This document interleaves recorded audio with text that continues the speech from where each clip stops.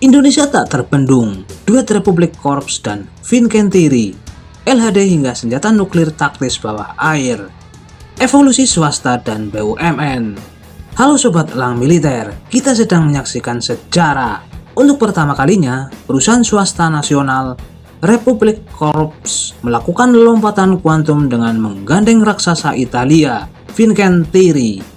Ini bukan cuma soal beli kapal, tapi soal membangun ekosistem LHD dan kekuatan bawah laut yang mandiri.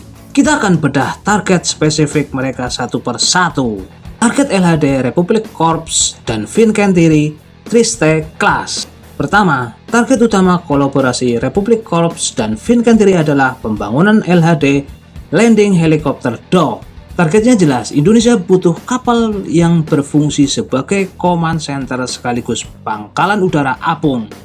LHD Trieste milik Italia atau versi multipurpose yang lebih fleksibel.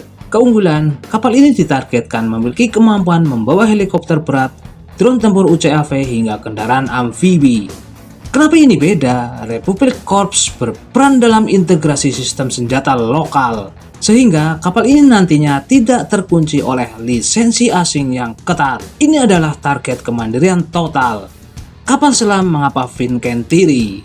Kedua, selain LHD, target kerjasama ini juga menyasar kapal selam.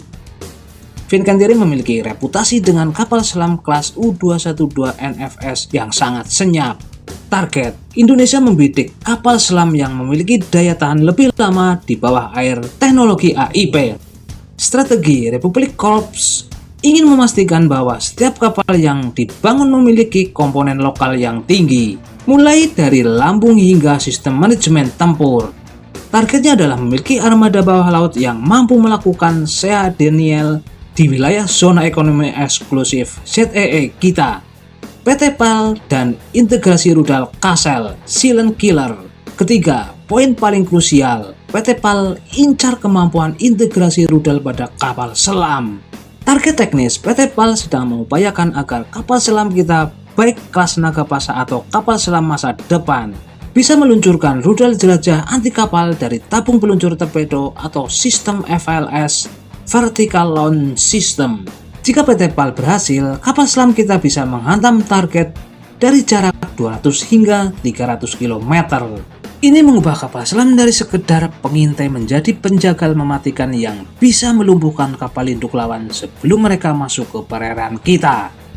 Singkatnya, Republik Korps bawa teknologi kapal permukaan raksasa dan PT PAL pertajam taring di bawah air dengan integrasi rudal.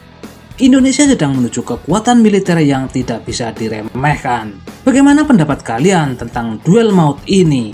Tulis pendapat kalian di kolom komentar. Admin pamit undur diri. Tetaplah Anda kritis agar Indonesia semakin melambung di dunia.